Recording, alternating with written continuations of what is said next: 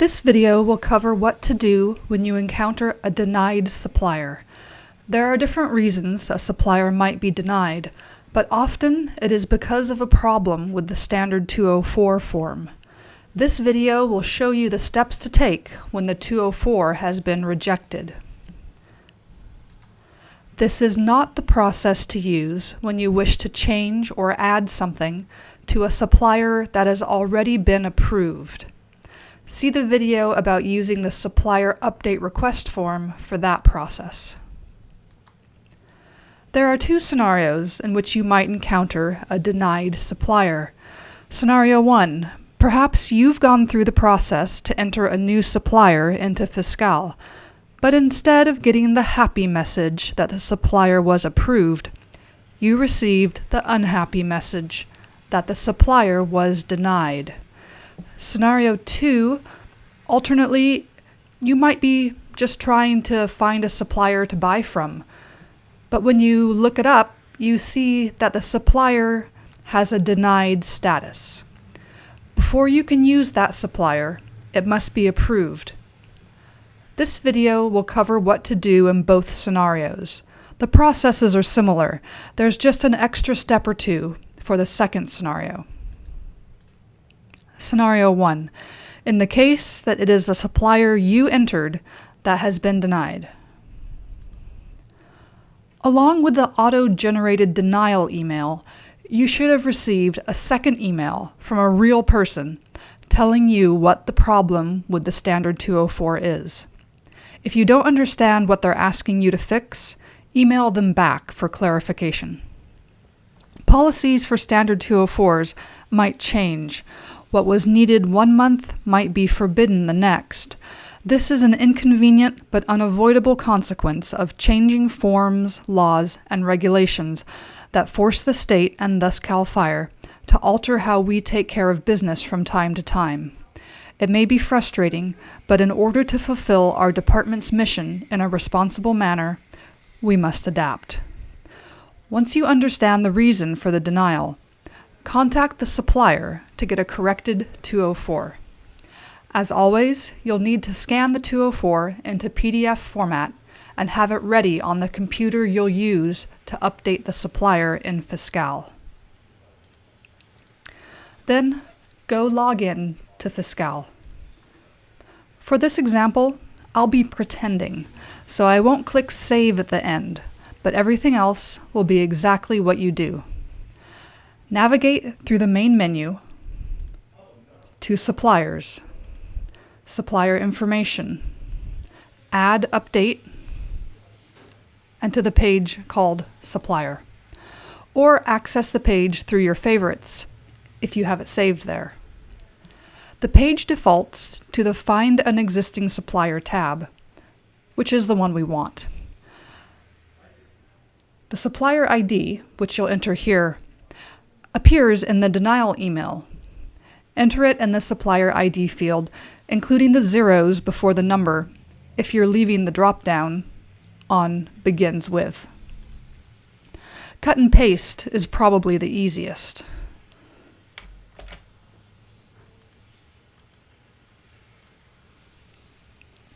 You can also change the drop-down to Contains and leave off the preceding zeros, probably.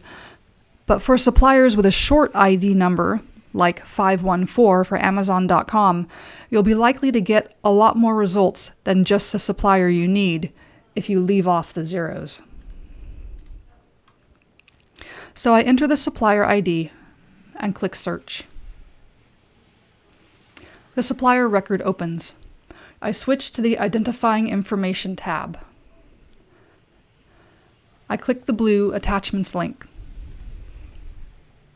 In the pop-up that opens, I can see there is already a standard 204 attached to the supplier. It's the 204 that I entered when I set the supplier up.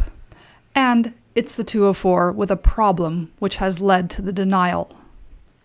There is no way to remove the old standard 204 for us, the end user. All we can do is add the new standard 204. Click Add Attachment, and you'll get another pop-up. Click Choose File, and yet another pop-up will open. Find your revised 204, click on it, click Open. Click Upload. It will now upload to Fiscal, which might take a few seconds or a few minutes. Once it has uploaded, a second row will appear in this table, along with a new blank description field. As of the time of this video, there are no official directions as to what to put in this field, and it's not mandatory, but I suggest you enter something like Revised Standard 204 for whatever the business name is.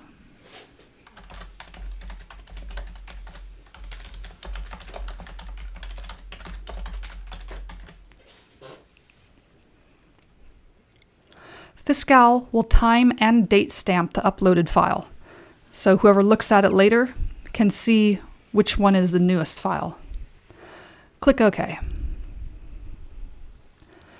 You'll see that now it knows that there are two attachments with this supplier. Go to the supplier status on the left side of the screen, where you'll find the drop-down that says Denied. Switch it to Unapproved. Scroll down to the bottom of the screen and click Save. This will trigger the approval process to begin again, just as with setting up a new supplier. You will get the courtesy copy email, which you can ignore, and which will look something like this, the same as before. And then in a few hours or a few days, the approval or denial email will arrive. Hopefully you'll get this that says the supplier has been approved. If you get the one that says denied, you'll have to go through this process again.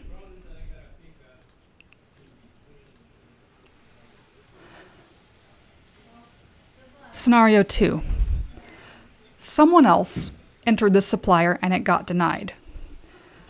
You obviously will not have received an explanatory email, and you can't buy from the supplier until it is approved. As of the time of this video, there are over 5,000 denied suppliers in Fiscal. So it is likely that at some point you're going to come across some of them. To address this issue, in Fiscal, back at this page for the supplier search, just as before, you'll enter the supplier ID and search for the record. Again, you'll go to the Identifying Information tab. But this time you're going to click on the Approval History link right above the Attachments link, and a pop-up will open. Here you can see who denied the supplier. In this case, it was Tadashi Taira, and Tadashi will have left some comments. The comments are brief, so it may not have the whole explanation to make you understand what the problem is. You can also go to the Attachments link and click on the link for the file name itself, which will open the original 204 that was uploaded, and you can take a look at it. And between looking at the original 204 and the comments that the denier left, you may be able to figure out what's wrong. If you still can't figure it out, you're going to want to email the denier, in this case Tadashi Taira, and ask them what the problem is. Once they reply and you understand what is needed, go to the supplier and get a new 204, making sure the problem is corrected, just as you did in the first scenario.